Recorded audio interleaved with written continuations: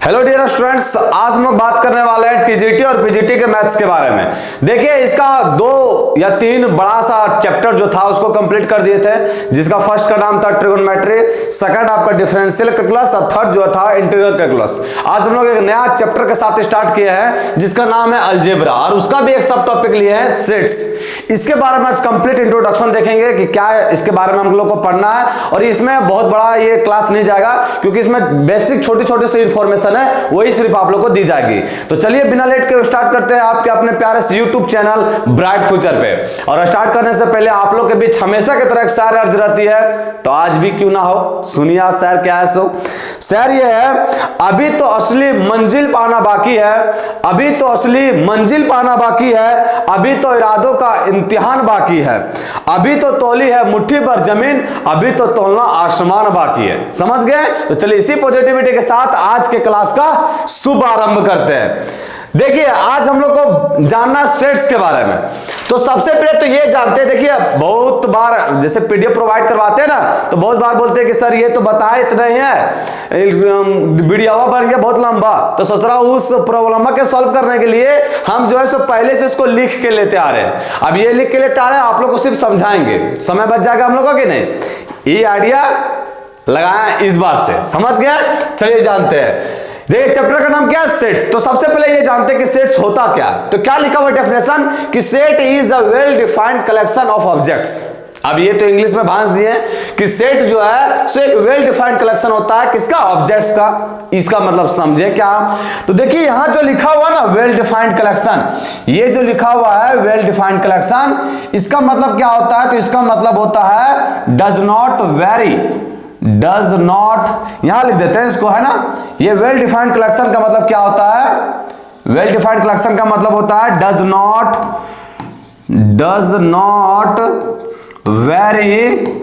Not vary from person to person, from person to person. ये क्या कहना चाह रहा है? From person to person, person to person, person to person. ये क्या कहना चाह रहा है? तो ये कहना चाह रहा है कि जो सेट्स है वेल डिफाइंड कलेक्शन है ऑब्जेक्ट्स का। अब इसका वेल डिफाइंड का मतलब क्या होता है कि does not vary from person to person. इसका मतलब ये कहता है कि यदि आपसे हमको क्वेश्चन पूछे, मान लीजिए हमको क्लास में पढ़ा रहे जिसमें 60 स्टूडेंट है या 50 स्टूडेंट है, जो है वॉट एवर स्टूडेंट है, 60 स्टूडेंट मान लिए। उसके बाद हम किसी से पूछे कि आप हमको कोई क्वेश्चन का आंसर बता, तो अगर आंसर सिमिलर मिल जाए, मतलब आप जो उत्तर दिए वही आपका दोस्त दे, वो उसका दोस्त दे, सभी का उत्तर अगर सिमिलर मिल जाए, सेम मिल जाए, तो उस केस में बोलेंगे जो क्वेश्चन में हम आपसे पूछे थे ना वो कुछ और नहीं, क्या है? सेट्स। वही कह रहा है कि does not vary from person to person, मतलब आंसर जो है वेरी नहीं करना चाहिए, चेंज नहीं करना चाहिए पर्सन टू पर्सन।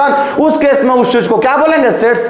जैसे एग्जांपल के थ्रू और बढ़िया से क्लियर होगा। एग्जांपल में क्या लिखा हुआ है कि set of verbs in English alphabet. आप बताइए, आप ही से पूछेंगे तो क्या बोलिएगा? ए ई आई ओ यू। आपका दोस्त से भी पूछेंगे तो वही बोलेगा ए ई आई ओ यू। इसका मतलब इसका आंसर जो बोल रहे हैं आप वो चेंज नहीं कर रहा, वो सभी स्टूडेंट के लिए इक्वल है। अगर सभी स्टूडेंट के लिए सेम आंसर है, उस केस में इस चीज को क्या बोलेंगे कि ये जो है सो कुछ और नहीं, क्या है? ये सेट्स है। तो पहल का जो है आपका क्या है? सेट्स है। समझ गए? पहल का आपका क्या है? सेट्स है। दूसरा का एग्जांपल देखिए, दूसरा एग्जांपल क्या बोला कि set of prime numbers which is less than 10। अब 10 से छोटा प्राइम नंबर पूछ रहा है तो क्या होगा? 2, 3, 5, 7, ये सभी के लिए होगा, ये सिर्फ आपके लिए और मेरे लिए नहीं है तो नहीं है। ये सब जितना भी स्टूडेंट बैठे हुए हैं सबका आंसर यही होगा, 2, 3, 5, 7। ये इसमें आंसर वेरी कर रहा है क्या? नहीं वेरी कर रहा है। इसका मतलब ये किसके अंतर्गत आएगा? सेट्स के अंतर्गत। तो ऑप्शन नंबर बी भी मेरा क्या है? सेट्स है ना। ऑप्शन नंबर बी भी आते। ऑप्शन नंबर सी में क्या बोल रहा है कि set of all states in Indian union. अब इंडियन यूनियन में जितने भी स्टेट है उसका सेट कितना? 29 राज्य है, तो क्या आपके लिए 28 राज्य होगा, उसके लिए 27 राज्य होगा? नहीं, इंडियन यूनियन में टोटल कितना राज्य? 29। ये सभी के लिए सेम है, ये भी वेरी नहीं कर रहा फ्रॉम पर्सन टू पर्सन। इसका मतलब ये भी क्या है? सेट्स है। अब देखिए चौथा का एग्जांपल में क्या कह रहा है कि set of 2 most dangerous animals in the earth. अब बताना आपको कि पृथ्वी में 2 सबसे खतरनाक जानवर, तो बता बाबू आपके लिए होगा क्या चीज? आपके लिए होगा चीता और बाघ हो गया, लियोपार्ड और आपका टाइगर, और मान लीजिए लड़के के लिए क्या रहता है, बिलार कुकुर, वह सब रहता है सबका डेंजरस एनिमल, वह सबको देख के मम्मी मम्मी कर लगती है ना। तो ये जो है सब from person to person change कर रहा है, उसके लिए कुछ और है, उसके लिए कुछ और है, हम लोग के लिए कुछ और है। मतलब ये आंसर जो है इसका अगर हम आपसे पूछेंगे तो ऐसा नहीं कि आपका जो आंसर होगा वो आपका दोस्त का भी वही आंसर होगा, ऐसा कभी नहीं है। इसका मतलब ये जो है सबका सेट्स के अंतर्गत नहीं है, क्योंकि इसका आंसर जो है सो वेरी कर रहा है, फ्रॉम पर्सन टू पर्सन कर रहा है कि नहीं। इसी तरह देखिए 6 ऑप्शन में क्या बोला कि set of good cricket players in Indian cricket team. अब इंडियन क्रिकेट टीम में गुड प्लेयर्स का नाम बताने बोल रहा है, तो बताइए आपका जो प्लेयर अच्छा है वो क्या मेरा भी अच्छा होगा? आपके अनुसार आपका धोनी अच्छा, मेरे के अनुसार मेरा विराट कोहली अच्छा है, समझ रहे? इसका भी आंसर वेरी कर रहा है फ्रॉम पर्सन टू पर्सन। इसका मतलब अगर from person to person vary कर रहा है, इसका मतलब ये सेट के अंतर्गत नहीं होगा, तो ये भी जो है आपका सेट नहीं है। समझ गए? अब इस स्लाइड में आप लोग को सेट्स के बारे में समझाएं। सेट्स के बारे में छोटा सा डेफिनेशन याद रखिएगा कि सेट जो है एक वेल डिफाइंड कलेक्शन होता है ऑब्जेक्ट्स का। अब ये वेल डिफाइंड क्या होता है? तो वेल डिफाइंड वैसे चीज को बोलते हैं कि फ्रॉम पर्सन टू पर्सन ये वेरी नहीं करता है। मतलब जो क्वेश्चन अगर आपसे पूछे वो उत्तर आपका है तो वो आपके दोस्त का भी सेम उत्तर होगा। वो सभी के सभी जितना भी लड़का लड़की बैठल है वो सभी का उत्तर अगर सेम आ रहा है, इसका मतलब जो क्वेश्चन आपसे पूछे वो कुछ और नहीं, वो क्या है? सेट्स है। समझ गए? ये सिंपल सा डेफिनेशन है और ये 4-5 को एग्जांपल के थ्रू आप लोगों को समझा दिए हैं। समझ गए? स्लाइड में सेट्स क्या है? सेट एक वेल डिफाइंड कलेक्शन है ऑब्जेक्ट्स का।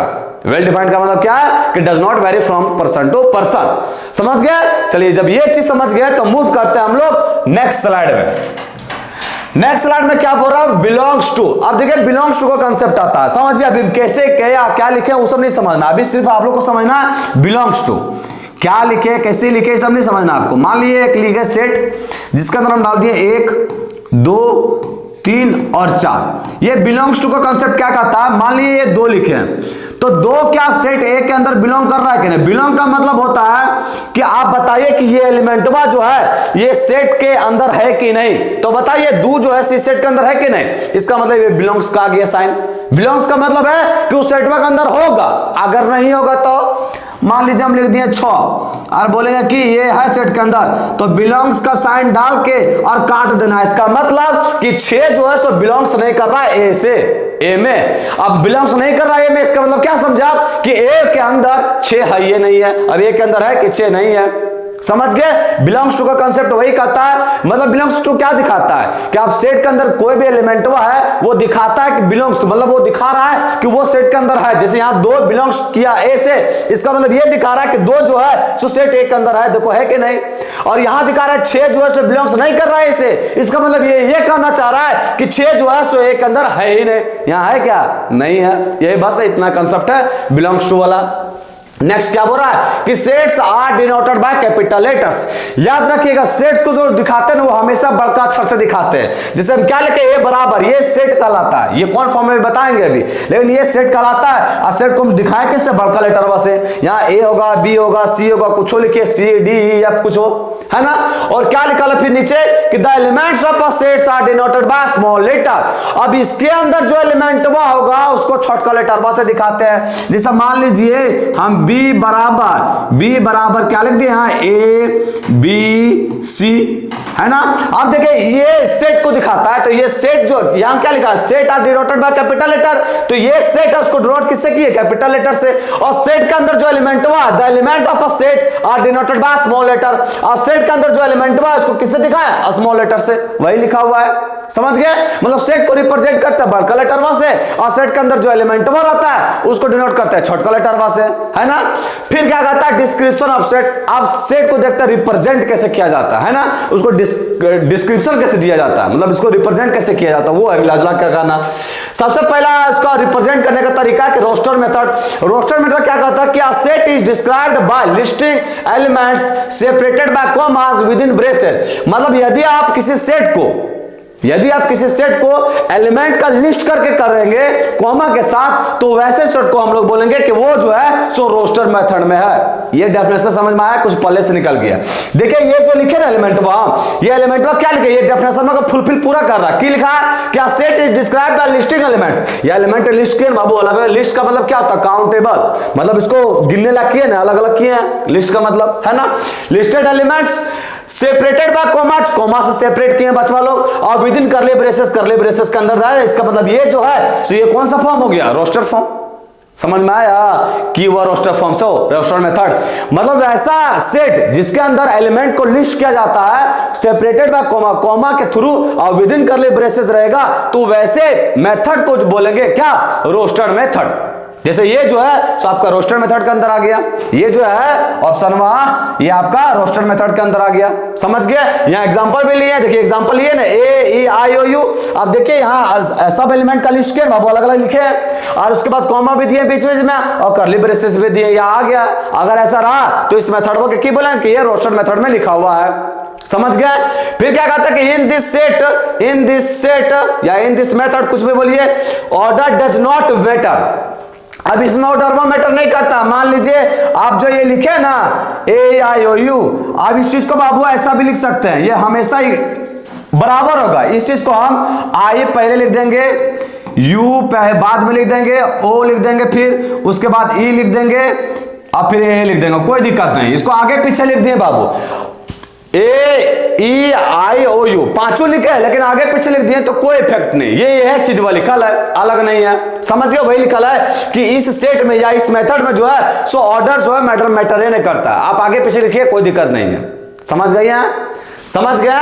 उसके बाद नेक्स्ट में देखिए क्या लिखा हुआ कि in this set repetition of element has no effect. अगर एलिमेंटों का रिपीट भी कर देगा ना तो कुछ झंडा नहीं होगा, कुछ झंडा नहीं फहराएगा। इसका मतलब है कि कुछ हिला डोलेगा नहीं। इसका मतलब ये इस चीज को हम ऐसा भी लिख सकते हैं, दो गो हम आई लिख दिए, फिर लिख दिए, ई लिख दिए, यू लिख दिए, ओ लिख दिए और ए लिख दिए, कोई दिक्कत नहीं। यहाँ आई जो है तो दो बार रिपीट कर दिए, इसका सेम मतलब है बाबू, आई you O E A, same मतलब है ये। मतलब वो चीज जो है से एकदम इसके इक्वल है, इसके इक्वल है। इसका मतलब इस मेथड में बाबू, रोस्टर मेथड में ना रिपीटेशन का इफेक्ट पड़ता है और ना ही ऑर्डर को इफेक्ट पड़ता है। 1 2 3 को आप 3 2 1 लिखिए, 2 3 1 लिखिए, कुछ लिखिए, और 1 2 3 को डबल 1 लिखिए, 1 1 2 3 लिखिए, 1 2 2 3 लिखिए, कोई दिक्कत नहीं। ना रिपीटेशन का ना ही ऑर्डर का कोई इफेक्ट पड़ता है, किसमें, रोस्टर मेथड में। समझ गया। अब देखिए सेट में हम क्या बताया अभी तो आप लोग को कि सेट जो ये अभी हम लोग पढ़ क्या रहे हैं, रिप्रेजेंटेशन, कि सेट को कैसे रिप्रेजेंट किया जाता है। तो फर्स्ट मेथड पढ़े रोस्टर मेथड। रोस्टर मेथड क्या कहता है कि उस सेट के अंदर ना एलिमेंट्स को लिस्ट करके लिखा जाता है अलग अलग करके, और उसको कोमा दिया जाता है और करली ब्रेसेस से सेपरेट किया जाता है। ऐसा पढ़े, एग्जाम्पल के थ्रू ये सब चीज जाना है। और उसके बाद जाना है हम लोग कि इस सेट के अंतर्गत या इस मेथड के अंतर्गत एलिमेंट्स का रिपीटेशन कोई इफेक्ट नहीं करता है। एलिमेंट्स को 10 बार लिखिए वो एक ही बार कहलाएगा। और दूसरा चीज ये जाना, ऑर्डर का भी कोई इफेक्ट नहीं होता है। समझ गए ना, एकदम समझ गए होंगे। चल जब ये समझ में आ गया तो इसको जो है रिप्रेजेंट करने का 2 तरीका है। एक आपका रोस्टर मेथड पढ़ लिया, सेकंड में आता सेट बिल्डर मेथड, जानते हैं उसके बारे में। सेट बिल्डर मेथड क्या कहता है कि set described bye characterising property. मतलब जब भी एक सेट के अंदर जो एलिमेंट में लिखा है उसका कोई कैरेक्टर लिखिएगा ना, कैरेक्टर मतलब क्या होता है, गुण। अगर उसका कोई गुण लिखिएगा तो वो किसके अंतर्गत आएगा, सेट बिल्डर मेथड के अंतर्गत। देखिए यहाँ एग्जांपल क्या बोला कि x is a vowel in English alphabet। यहाँ लिखा है कि x is equal to A-E-I-O-U। यहाँ क्या लिखा था बाबू, A-E-I-O-U, वह लिखा है। ये चीज में क्या लिखा है, यह चीज में लिखा है ना, यहाँ वोवेल इन इंग्लिश अल्फाबेट ये वही होगा A-I-O-U। लेकिन यहाँ जो है बाबू लिखने का तरीका देखिए, यहाँ एलिमेंटवा को लिस्ट करके लिखा है। इसका मतलब ये चीज बात जो रोस्टर फॉर्म में चल गया। लेकिन अगर इसी को डेफिनेशन के थ्रू लिख देंगे तो ये किस में चल जाएगा, सेट बिल्डर मेथड में। समझ गए। देखिए सेट बिल्डर मेथड के अंदर आ गया। दूसरा का एग्जांपल देखिए, x such that x belongs करा नेचुरल नंबर से और x is equal to 2n और n जो है बिलोंग्स करा नेचुरल नंबर से। इसका मतलब ये भी क्या, सेट बिल्डर मेथड से। अगर ये सेट अगर ऐसा रहता, इस चीज को कैसे लिख सकते हैं, रोस्टर मेथड से। x जो 2n और n बिलोंग्स करा नेचुरल नंबर से, मतलब 2 एकम 2, 2 दूनी का 4, 2 तिया का 6, इसी तरह जाता है ना, इसी तरह जाता ना। तो ये जो है आ जाता रोस्टर मेथड में। लेकिन हमको तो लिखना सेट बिल्डर मेथड में। तो सेट बिल्डर मेथड में क्या लिखा जाता है, एलिमेंटवा का कैरेक्टर, गुण लिखा जाता है, तो गुणों लिख दिए। समझ गए ना, एकदम समझ गए होंगे। चलिए जब ये समझ में आ गया तो थर्ड एग्जांपल देखते की कर रहा है। थर्ड एग्जांपल बोल रहा है कि x बिलोंग्स करा नेचुरल नंबर से such that x less than equal to 8। अब यहाँ डाट लिखा नहीं, 1 2 3 4 5 6 7 8 लिखा नहीं, इसमें बोल दिया कि 8 से छोटा होगा। कैरेक्टर लिख रहे हैं, जब कैरेक्टर लिख रहे हैं तो किसके अंतर्गत आएगा, सेट बिल्डर मेथड के। सेट बिल्डर मेथड के अंदर आएगा। समझ गए? तो अभी हम जो रिप्रेजेंटेशन है सेट्स का देख लिया, वो दो तरीका से रिप्रेजेंट कर सकते हैं। पहला आपका रोस्टर मेथड है जिसमें एलिमेंट को लिस्ट करके सेपरेट किया जाता है, और सेकंड जो है आपका सेट बिल्डर मेथड है जिसमें सेट के अंतर्गत जो एलिमेंटो लिखाता है उसका हम लोग कैरेक्टर लिखते हैं, प्रॉपर्टी लिखते हैं। समझ गए? जब ये समझ गए तो हम लोग मूव करते हैं किसमें, नेक्स्ट स्लाइड में। आप जानते हैं हम लोग टाइप्स ऑफ सेट, सेट के कितने प्रकार होते हैं। सेट के बारे में समझ में आ गया, उसका रिप्रेजेंटेशन भी समझ में आ गया, सेट को कैसे दिखाते हैं, बड़का लेटरों से दिखाते हैं ये भी समझ में आ गया, सेट के अंदर जो एलिमेंट रहता है उसको छोटका लेटरों से दिखाते हैं ये भी समझ में आ गया।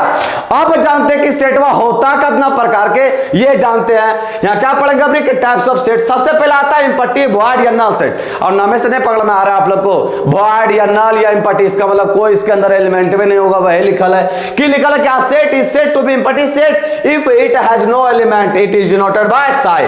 मतलब एक सेट को इम्पटी सेट कह सकते कब, जब उसके अंदर एलिमेंट जो ऐसे कुछ ना हो, कुछ एलिमेंट नहीं है। जब कोई एलिमेंट नहीं है तो ऐसे सेट को क्या बोलेंगे, क्या बोलेंगे, इम्पटी सेट। इम्पटी सेट इसको डिनोट किससे करते हैं, साई से। जैसे एग्जांपल में देखिए बाबू, एग्जांपल में क्या लिखा है कि x बिलोंग्स कर रहा है रियल नंबर से और x square is equal to minus का 2 है। अब बताइए x स्क्वायर माइनस का 2, इसका मतलब ये पक्का इमेजिनरी नंबर ही आएगा ना। x इज इक्वल टू क्या आएगा, रूट अंडर माइनस का 2। अब ये आपका इमेजिनरी नंबर आएगा ना, लेकिन यहाँ बोला क्या रियल नंबर है, मतलब एक भी आपको नंबर मिल भी नहीं करेगा, x का एक भी वैल्यू नहीं मिलेगा। जब x का वैल्यू एक भी नहीं मिलेगा तो ये किसके अंतर्गत आएगा, तो ये आएगा इम्पटी सेट के अंतर्गत आएगा। दूसरा एग्जांपल देखिए, x जो है सो 1 से 2 के बीच में है और x बिलोंग्स कहाँ कर रहा है, नेचुरल नंबर से। आप ही बताइए 1 से 2 के बीच में नेचुरल नंबर एक भी आएगा कि एक को नहीं आएगा, इसका मतलब इसका भी एलिमेंट एक भी नहीं है, ये किसके अंतर्गत आएगा, इम्पटी सेट के अंतर्गत। बस सिंपल सा डेफिनेशन है। इम्पटी नाम से ये पता चल रहा है कि इम्पटी सेट वैसे सेट को बोलते हैं जिसके अंदर एलिमेंट जो से कुछ ना हो, जीरो एलिमेंट हो, उसको बोलते हैं क्या, इम्पटी सेट। जीरो एलिमेंट का मतलब ऐसा नहीं सोचे कि ये क्या बोलते हैं सेट का साइन ना, इसके अंदर जीरो डाल दिए तो आपका सिंगलटन सेट हो जाएगा, एक एलिमेंट है इसके अंदर कुछ नहीं रहेगा, बचवा लो कुछ नहीं, तब तो इसको बोलेंगे हम लोग क्या, इम्पटी सेट। समझ गए हैं? चलिए जब ये समझ गए तो यहां देखिए एक छोटा सा क्या लिखा हुआ, क्या set consisting of at least one element is called a non-empty और non-void set। यदि आप लोग सोच रहे हो कि मान लीजिए गुरुजी कम से कम एको का एलिमेंट पर आ जाए तो ओकरा की बोलेंगे, तो ओकरा बोलेंगे नॉन इम्पटी और नॉन वॉइड सेट। अगर एक भी एलिमेंट आ गया उसका मतलब वो नॉन इम्पटी और नॉन वॉइड सेट है, वो इम्पटी सेट फिर नहीं रहा। इम्पटी सेट उसी को बोलेंगे जिसके अंदर एक कोई एलिमेंट नहीं हो, जिसके अंदर अगर एक भी एलिमेंट आ गया उसका मतलब वो इम्पटी सेट के अंतर्गत आएगा ही नहीं, वो क्या आ जाएगा, नॉन इम्पटी सेट और नॉन वॉइड सेट। समझ गए? जब ये पहला टाइप समझ गया तो आते हैं सेकंड टाइप, इसका क्या कहता है, तो सेकंड टाइप कहता है सिंगलटन सेट। अब सिंगलटन सेट क्या होता है, तो सिंगलटन सेट होता है कि नाम से पता चल रहा है सिंगलटन, मतलब वैसा सेट जिसके अंदर केवल एक ही एलिमेंट हो उसको बोलेंगे सिंगलटन सेट। देखिए डेफिनेशन में क्या कह रहा है, क्या set is said to be singleton set if it has only one element. बोला ना कि एक ऐसा सेट जिसके अंदर एक ही एलिमेंट है उसको ये बोलते हैं क्या, सिंगलटन सेट। देखिए एग्जांपल में यहाँ 5 है, यहाँ 2 है, एक ही एलिमेंट है, इसका मतलब ये क्या होगा, सिंगलटन सेट के अंतर्गत आएगा। जैसे यहाँ ही देखिए, यहाँ मान लीजिए लिख देते हैं x such that x square is equal to 1 और x जो है सो बिलोंग्स करेगा किससे, नेचुरल नंबर से। नेचुरल नंबर से आप देखिए यहाँ x का वैल्यू निकालेंगे तो क्या होगा, x का वैल्यू निकालेंगे तो प्लस माइनस का 1 आएगा, और ये नेचुरल नंबर से बिलोंग कर रहा मतलब -1 तो कभी आएगा नहीं। नेचुरल नंबर से 1 से स्टार्ट होता है तो -1 तो आएगा नहीं, तो x का वैल्यू क्या आएगा, सिर्फ 1 आएगा, मतलब एक ही आया वैल्यू। यार नंबर में एक क्या है, सिर्फ एक आया, तो ये किसके अंदर आ गया, सिंगलटन सेट के अंदर, क्योंकि ए सेट के अंदर सिर्फ एक ही एलिमेंट में है। किसी सेट के अंदर अगर एक ही एलिमेंट है तो वो सिंगलटन सेट के अंतर्गत आएगा। समझ गया?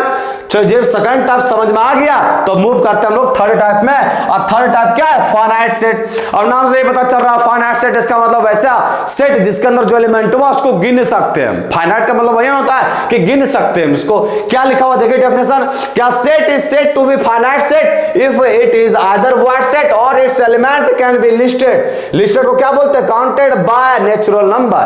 मतलब एक ऐसा सेट जिसके अंदर एलिमेंट जो है उसको अगर हम गिन सकते हैं तो वो किसके अंतर्गत आएगा, फाइनाइट सेट के अंतर्गत। एग्जांपल देखिए बच्चों लोग, एग्जांपल क्या बोला, set of even natural number less than 100 से छोटा क्या बताना है, नेचुरल, इवन नेचुरल नंबर तक क्यों होगा, 2 4 6 8 10 इस तरह करके जाएगा 98 तक, 100 से छोटा सा बताना है तो इसके एलिमेंटों तो गिन ही नहीं सकते हैं, तो ये किसके अंतर्गत आ गया, फाइनाइट सेट के अंतर्गत। सेकंड में क्या करा, set of soldiers in Indian army, अब इंडियन आर्मी में कितना सोल्जर ये भी गिन सकता है, तो ये किसके अंतर्गत आ गया, फाइनाइट सेट के अंतर्गत। और थर्ड की कह रहा है कि set of all person on the earth, ये अर्थ में कितना पर्सन है उसको भी गिन सकते हैं, तो ये भी किसके अंतर्गत आ गया, फाइनाइट सेट। नाम से पता चला, नाम से सुनिए एकदम, नाम पकड़िए तुरंत उसको डेफिनेशन बताया, फाइनाइट सेट इसका मतलब वैसा सेट जिसके अंदर एलिमेंट में जो लिखा है उसको अगर हम गिन सकते हैं तो वो किसके अंतर्गत आ गया, फाइनाइट सेट के अंतर्गत।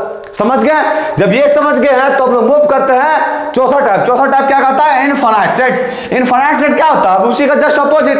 फाइनाइट सेट क्या है कि वैसा सेट जिसके अंदर एलिमेंट हुआ अगर उसको गिन सकते हैं तो वो फाइनाइट सेट हो गया, अगर उसको नहीं गिन सकते तो वो इनफाइनाइट सेट हो गया। वह लिखा क्या, set is said to be infinite set whose elements can not be listed by natural number, मतलब जिसके अंदर है जो एलिमेंट्स हुआ अगर उसको गिन नहीं सकते तो वो किसके अंतर्गत आ गया, इनफाइनाइट सेट के अंतर्गत। एग्जांपल हम आते हैं, एग्जांपल में क्या कह रहा है कि set of all points in a plane. अब बाबू एक प्लेन है, ये एक प्लेन है आपका और इसके अंदर पॉइंट ऑफ हो रहा है, बताओ बाबू कितना पॉइंट पर आएगा, बहुत पॉइंट पड़ाएगा कि नहीं, इसका पॉइंटों को गिन पाएंगे कि नहीं गिन पाएंगे, इसका मतलब ये किसके अंतर्गत आ गया, इनफाइनाइट सेट के अंतर्गत। सेकंड ऑप्शन में क्या कह रहा है, सेकंड ऑप्शन कह रहा है कि set of all lines in a plane. अब ये प्लेन है बाबू, ये प्लेन है, इसका लाइन, इसके अंदर कितना भी लाइन खींच सकते हैं, इनफाइनाइट लाइन होगा, इसके मतलब इसका भी लाइन को हम लोग काउंट कर सकते हैं क्या, नहीं कर सकते, इसका मतलब ये भी किसके अंतर्गत आएगा, इनफाइनाइट सेट के अंतर्गत। समझ गए। थर्ड ऑप्शन में क्या कह रहा है, थर्ड ऑप्शन कह रहा है कि एक्स जो से बिलोंग्स करेगा किससे, रियल नंबर से, और एक्स है कहां 0 से 1 के बीच में, और 0 से 1 के बीच में इनफाइनाइट रियल नंबर नहीं आएगा बाबू, 0.00001 0.00002 बहुत आएगा, इस तरह बहुत नंबर आएगा, इसके नंबर को गिन सकते हैं क्या, 0 1 के बीच में बहुत सारा रियल नंबर आएगा, मतलब उसके भी नंबर को गिन नहीं सकते हैं, जब नहीं गिन सकते तो वो किसके अंतर्गत आएगा, इनफाइनाइट सेट के अंतर्गत। समझ गए। चलिए चौथा टाइप तो क्लियर हो गया होगा, मूव करते हैं हम लोग पांचवा टाइप। आप पांचवा टाइप जानने से पहले आप लोगों को छोटा सा टर्म जानना चाहिए, किसके बारे में, कार्डिनल नंबर क्या होता है। चलिए उसके बारे में पहले जानते हैं। देखिए कार्डिनल नंबर क्या होता है कि the number of elements in a set is called cardinal number of a set, it is denoted by n. क्या बोल रहा है ये बोल रहा है कि किसी सेट के अंदर कितना एलिमेंट है ओकरे बोलते हैं कार्डिनल नंबर। कहने का मतलब जैसे एक सेट वाली लिखे बाबू, ए बराबर हम लिख दिए 1 2 3 5 7 इतना लिख दिए। आप बता बाबू एन ए पूछ रहे हैं, मतलब एक के अंदर कितना एलिमेंट है, तो गिनो 1 2 3 4 5 एलिमेंट है, ये है मेरा क्या होगा कार्डिनल नंबर। अगर कोई पूछे कि सेट ए का कार्डिनल नंबर कितना है, तो 2 3 5 हो गया मेरा कार्डिनल नंबर। मतलब किसी सेट के अंदर कितना एलिमेंट रहता है उसी को बोलते हैं कार्डिनल नंबर। समझ गए, वही लिख ले। अब जब ये चीज समझ में आ गया आपको कार्डिनल नंबर किसको बोलते हैं, तब आपको ये चीज समझ में आ जाएगा इक्विवेलेंट सेट क्या होता है। इक्विवेलेंट सेट किसको बोलते हैं कि two finite set A and B are equivalent set if their cardinal numbers are same. दो सेट को कार्डिनल नंबर, दो सेट को इक्विवेलेंट सेट कहते हैं कब, जब दोनों का कार्डिनल नंबर सेम हो। कार्डिनल नंबर मतलब इसका कार्डिनल नंबर इसका क्या है 5 आया। मान लिया एक सेट ले लिए बाबू बी और इसमें ले लिए ए बी सी डी और ई ले लिया। आप बता बाबू एन बी इसमें कितना नंबर एलिमेंट है बाबू, तो आंकड़ा में भी कितना है 5 है ना 5। इसमें भी क्या है 5 है, इसमें 5 है ना 1 2 3 4 5। इस सेट के अंदर भी कितना एलिमेंट है 5 है। इसका मतलब ये जो ए और बी है ये आपका क्या हो गया इक्विवेलेंट सेट। इसको कैसे दिखाते हैं टिल्ड से बाबू, ऐसे दिखाते हैं, ये आपका संकेत है, ऐसे दिखाते हैं टिल्ड से। समझ गए। इक्विवेलेंट सेट क्या है उसके जानने के लिए पहले आपको वो जानना होगा कार्डिनल नंबर किसको बोलते हैं। कार्डिनल नंबर क्या होता है कि किसी सेट के अंदर कितना एलिमेंट हुआ है वह बताता है क्या चाहिए कार्डिनल नंबर। अब वो जब जान के कार्डिनल नंबर क्या होता है उसके बाद हम लोग को पता ये हो जाएगा कि ये इक्विवेलेंट सेट क्या होता है। इक्विवेलेंट सेट ये क्या होता है कि दो सेट लीजिए आप और दोनों सेट में कार्डिनल नंबर सेम आ गया, इसका मतलब वो दोनों सेट क्या हो गया इक्विवेलेंट सेट। देखिए यहां लिए 1 2 3 5 7 ये सेट ए के अंतर्गत कितना एलिमेंट है 5 है और सेट बी में भी कितना एलिमेंट है 5 है, दोनों में 5 आ गया। इसका मतलब ए और बी क्या इक्विवेलेंट सेट।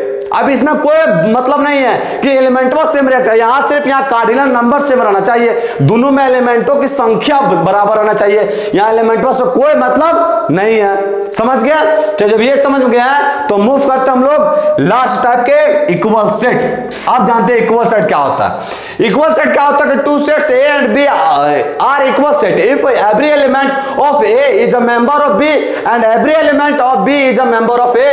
एग्जांपल में दिया हुआ ये क्या कर रहा है, ये कह रहा है अभी इक्विवेलेंट सेट समझे आप लोग। इक्विवेलेंट सेट ये समझे कि आपका कार्डिनल नंबर दोनों में सेम होना चाहिए, लेकिन इक्वल सेट ककरा बोलते हैं जानते हैं बाबू? कि दोनों में कार्डिनल नंबर तो सेम रहेगा ही, लेकिन एलिमेंट वो सेम रहे चाहिए। अगर यहाँ 1 2 3 5 7 है तो यहाँ 1 2 3 5 7 रहना चाहिए। अगर ऐसा रहा तो उस केस में बोलेंगे कि ये क्या है? Equal set. जैसे एग्जांपल के थ्रू समझिए, देखिए यहाँ की 1 2 3 4, यहाँ भी क्या है 3 2 1 4, एलिमेंट दोनों में सेम है। हमें अभी तुरंत बताने के ऑर्डर रोस्टर फॉर्म में ऑर्डर और रिपीटेशन का कोई प्रभाव नहीं पड़ता, ऑर्डर चेंज है, लेकिन एलिमेंट 1 2 3 4 है ना, तो दोनों में सेम सेम है बाबू। इसका मतलब ये चीज क्या है? Equal set. समझ में आया? इक्वल सेट क्या हो गया कि दोनों में एलिमेंट आपका सेम सेम रहेगा। कहने मतलब अगर हम लेंगे यहाँ ए बी सी तो बी में भी होगा बी सी ए, इसका मतलब B C A B C ए ने लिखा है ए बी सी, तब इस केस में कहेगा कि ए जो है सो बी के इक्वल है, दोनों इक्वल सेट हो गया। समझ गए? इक्वल सेट क्या होता है कि जो एलिमेंट सेटवा लिखे हैं तो सेटवा के अंदर जो एलिमेंटवा लिए हैं वो दोनों सेटवा के अंदर एलिमेंटवा सेम रहे, एकदम सेम रहे। समझ गए? तो एलिमेंटों की संख्या सेम ना रहे, वो तो सेम रहेगा। एलिमेंटों की संख्या 3 3 है तो 3 3 तो सेम रहेगा कार्डिनल नंबर, साथ साथ में एलिमेंटों एग्जैक्ट टू एग्जैक्ट मिलना चाहिए, एग्जैक्ट टू एग्जैक्ट मैच करना चाहिए। तो उस केस में कहेंगे कि ए और बी जो है सो मेरा क्या है? Equal set. आप बताइए जब इक्विवेलेंट सेट समझ में आ गया आप लोग को, इक्वल सेट समझ में आ गया, तो आप लोग से क्वेश्चन पूछ रहे हैं कि आप बता सकते हैं कि इक्विवेलेंट सेट को इक्वल सेट कह सकते हैं या इक्वल सेट को इक्विवेलेंट सेट कह देंगे? बताइए, कमेंट सेक्शन में कमेंट कीजिएगा। इक्वल सेट को इक्विवेलेंट सेट कह सकते हैं या इक्विवेलेंट सेट को इक्वल सेट कह सकते हैं? क्या हो सकता है? तो ये हो सकता है कि आप जो है सो इक्वल सेट को इक्विवेलेंट सेट नहीं कह सकते, इक्विवेलेंट सेट को इक्वल सेट कह सकते हैं। कैसे? अब आप देखो ये तो आपका इक्विवेलेंट इक्वल सेट है तो इसको इक्विवेलेंट सेट कह सकते हैं, एकदम कह सकते हैं। अब यहां जो लिखा है बाबू ये तो आपका इक्विवेलेंट सेट है, इसको इक्वल सेट कह सकते हैं कि नहीं? मतलब इक्विवेलेंट सेट को आप लोग इक्वल सेट नहीं कह सकते हैं, लेकिन इक्वल सेट को जो है सो आप लोग इक्विवेलेंट सेट कह सकते हैं। वही लिखा है equal sets are equivalent set but equivalent set need not be equal set. ऐसा कोई जरूरी नहीं है कि आपका इक्विवेलेंट सेट जो है इक्वल सेट के इक्वल होगा ही। समझ गए? मतलब सारे इक्वल सेट जो है इक्विवेलेंट सेट हो सकता है, लेकिन अगर आप ये सोच रहे हैं कि सारे इक्विवेलेंट सेट जो है इक्वल सेट होगा, ये कभी भी जरूरी नहीं है। एग्जांपल के तो देखिए 1 2 3 और ए बी सी लिए, ये तो आपका इक्विवेलेंट सेट है, लेकिन इक्वल सेट है क्या? नहीं है।